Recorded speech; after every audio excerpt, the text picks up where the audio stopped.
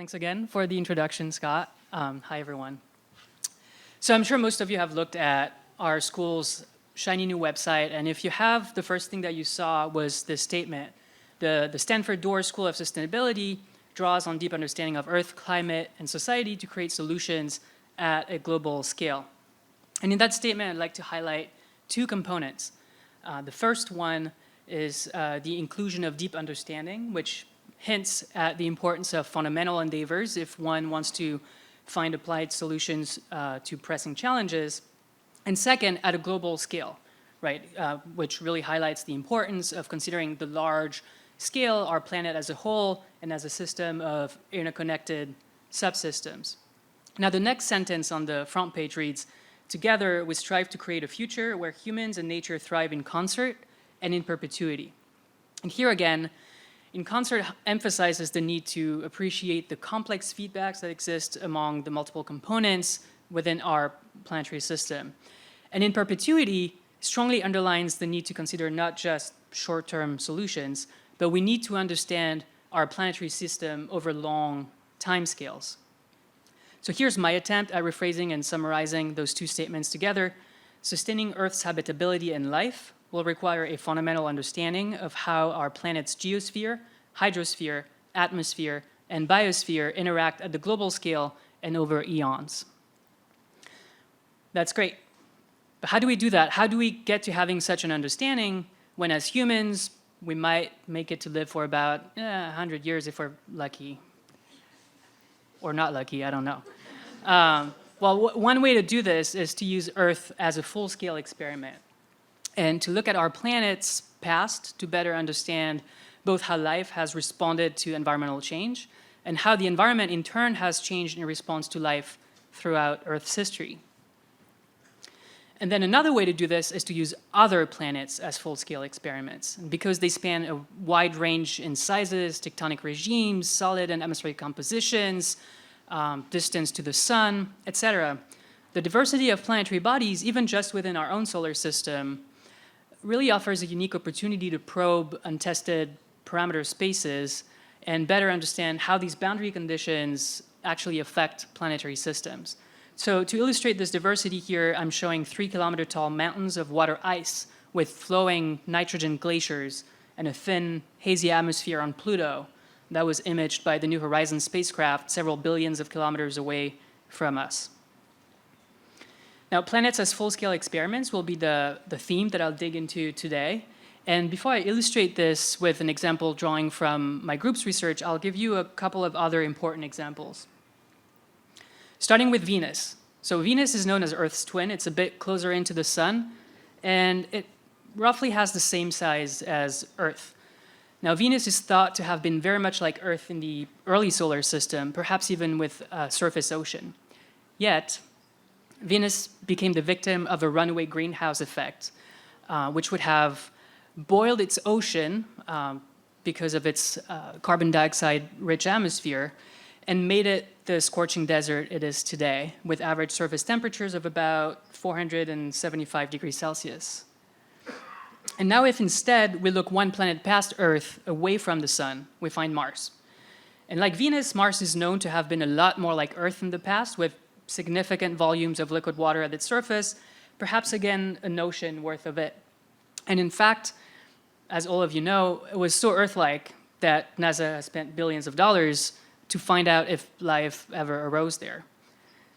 And here again, we're in the situation where Mars lost its atmosphere through time now. It dried up, it became the frozen, barren planet that we know today, and it has average surface temperatures about negative 60 degrees Celsius. So how did 3 planets that started out not too different from each other, and likely were all 3 habitable in the early solar system, become so different, right? Venus is too hot for life, Mars is too cold for it, but Earth is just right? So answering that question is necessary to make sure that Earth does not turn into either Venus or Mars. So one contribution of the Earth and Planetary Sciences Department to the new school is that we bring in that fundamental understanding, in addition to the more applied work that's also conducted in our department. And many of us work on deep time, and several of us also work on deep space, along with some of our colleagues in geophysics, for example. And my group's research specifically is anchored in the dialogue between the Earth and planetary sciences, and we focus on the processes that shape the landscapes and their ancient record on solid planetary bodies in the solar system. And there are two ways of doing this. The first one is in a forward fashion. We develop models for surface processes from observations and experiments on Earth, and we apply them to Earth and other planetary bodies to better understand their modern and past environments, hydrology, climate, habitability, you name it. Now, this is not what I'm going to focus on today, but we do a lot of that in my group as well. For example, looking at how the presence or absence of ground ice and vegetation affect the dynamics of meandering rivers and what that implies for surface dynamics, biogeochemical cycles, and life on past, modern, and even future Earth, but also on early Mars.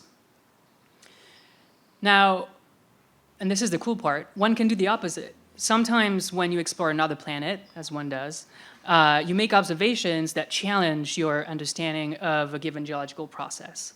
And that leads you to revise your understanding, to revise your models, which in turn often leads to new insights into either just fundamental geological processes, but also sometimes about our own planet. And it's this inverse process that I really want to illustrate today to convince everyone that planetary science is a critical component to our school's mission. So the example I'll give you illustrates how the exploration of Mars might teach us one day about the inner workings of Earth's atmosphere. So here's the figure by Catling and Zonley showing the evolution of the partial pressure of oxygen in Earth's atmosphere through time. We have Earth's formation to the left and modern-day Earth on the right. Now, today, oxygen represents about 20% of our atmosphere. But going back in time, we have some pretty good constraints from the geological record that tell us that this wasn't always the case. And in fact, life has played a major role in oxidizing our atmosphere. The evolution of land plants in the Devonian, for example, gave a boost to atmospheric oxygen, and so did the evolution of some of Earth's earliest photosynthetic microorganisms. Prior to the evolution of photosynthesis, you can see that atmospheric levels of oxygen on Earth were abysmal. Note the log y-axis here. So now, what were the other components of Earth's atmosphere doing in the past? How has total atmospheric pressure, for example, evolved through time? Well, we have relatively good constraints on oxygen concentration because oxygen reacts chemically with geological materials. However, the dominant component of Earth's atmosphere, that's nitrogen, does not react chemically, it's inert. And as a result, we have exceedingly few constraints on Earth's total pressure through time. Of course, we know what it is today, but we have less than a handful of constraints that come from anecdotal, often controversial observation as far back as the Archean, several billions of years ago. And those few uncertain constraints, the ones we have, seem to suggest that Earth's Archean, maybe its atmosphere was thinner, although it could be as thick as today. A lot of uncertainty. It could potentially have been much thinner than it is today. Now, with such uncertainty, how can we even begin to understand how our atmosphere responds to a variety of forcings through time when we don't even know what its initial condition was? And a surprising possible answer to that question has come from Mars, and in particular from surprising observations made during the exploration of active sand dunes by NASA's Curiosity rover. So when one thinks of a field of sand dunes, this is kind of the picture that comes to mind. Large dunes mantled by small kind of decimeter scale ripples. Now at the bottom here, that picture shows what the Curiosity rover saw instead. And in both pictures, we see large, tens of meter long dunes, one dune in each picture. And in both pictures, we also see the same small decimeter scale ripples. However, on Mars, we found this third type of landform that is nowhere to be found on Earth. There are these large meter-scale ripples with sinuous crests that almost look like breaking waves on the ocean surface. So what could these be? Well, a first possibility is that they could somehow just be a larger version of the same small ripples that we find on Earth. Those small ripples are called impact ripples in reference to the mechanism that creates them, involving grain-to-grain impacts, splashing other grains into motion. But similar linear and decimeter scale ripples also exist on Mars, right? So one would have to explain why two distinct scales of the same ripple type could coexist under the exact same conditions on Mars. For that reason, we didn't really like that hypothesis too much. But we noticed that, interestingly, the large Martian ripples actually do resemble another type of ripples that is common on Earth, but those are not created by winds. Instead, they are generated by water currents on riverbeds. So we call those drag ripples in reference now to the importance of fluid drag in their formation, and those often develop similarly sinuous crest lines as the ones we see on Mars. They just look a lot more like the large Martian ripples, with the exception that they're a lot smaller, typically about 10 centimeters in size. And that led us to explore the hypothesis that perhaps large Martian ripples were in fact drag ripples. Now, drag ripples cannot form by winds on Earth, and that's because Earth's winds are just not viscous enough for drag to be significant. But perhaps the low density of the atmosphere on Mars could enhance those viscous forces. So now here I'm showing some data in this parameter space. I'll spare you the details, but the y-axis is a dimensionless ripple size or wavelength, and the x-axis is just some dimensionless quantity that encapsulates both sediment and fluid properties. And the blue circles show terrestrial drag ripples, so river ripples. And in this parameter space, you can see that these river ripples follow a consistent trend, defining a tight power law relationship, which is labeled drag ripple theory here. As expected, of course, neither dunes nor impact ripples fall along this line, right? We know that they form through a distinct mechanism, and they're not expected to follow that trend. However, large Martian ripples do. So this observation really strengthened the plausibility of our hypothesis. We first published this hypothesis back in 2016. And since then, the formation of large Martian ripples has piqued people's interest and has been intensely debated by geomorphologists, by sedimentologists, by physicists, by planetary geologists. And through time, our hypothesis has gained more and more traction. It's actually now become the leading model, to the point where it was even proposed to explain the formation of giant ripples on a comet, the 67P Churyumov-Gerasimenko comet, that was explored by the European Rosetta mission.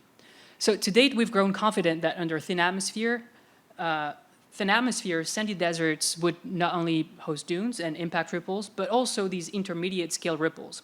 Now, in turn, the size of these drag ripples varies with atmospheric density. And because of their unique geometry and sinuosity, they are expected to leave behind distinctive signatures in the rock record. So in other words, if we found sedimentary rocks that formed from dune deposition in the past and identified and characterized the scale of the layers left behind by drag ripples, then one could start constraining the density of the atmosphere at the time of deposition. And the good news is we actually have found such rocks on Mars. So here I'm showing one of several examples in the bottom left corner. This is a sandstone that was exposed at Victoria Crater, and that was imaged by yet another rover that was the Opportunity rover back in the day, 2005 or 2006. And by measuring the thickness of the stacks of layers left behind by drag ripples, we were able to reconstruct the wavelength or the size of those ripples that created them, which combined with drag ripple theory then taught us that Mars's atmosphere roughly 3.8 billion years ago, when the sediments were deposited, was already thin.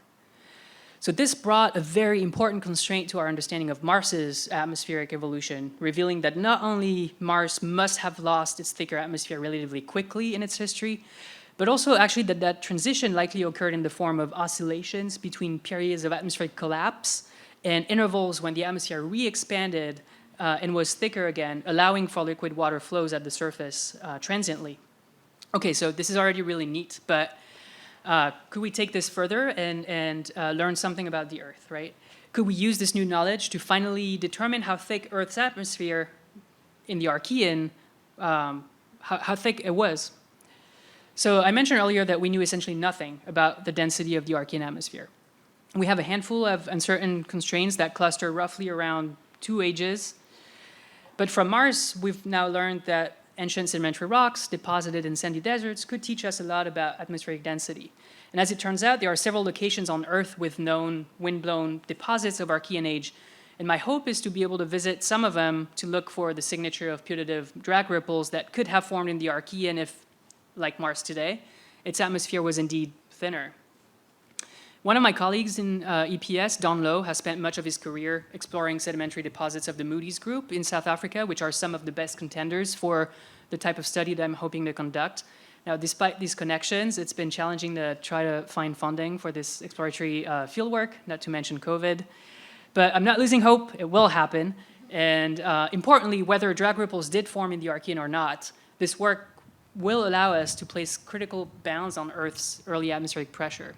And through these critical data points, we'll know what the starting condition of Earth's atmosphere were, and in turn, begin to really understand how Earth's atmosphere would respond to a variety of phenomena such as volcanism, meteor impacts, life, civilization, and you name it.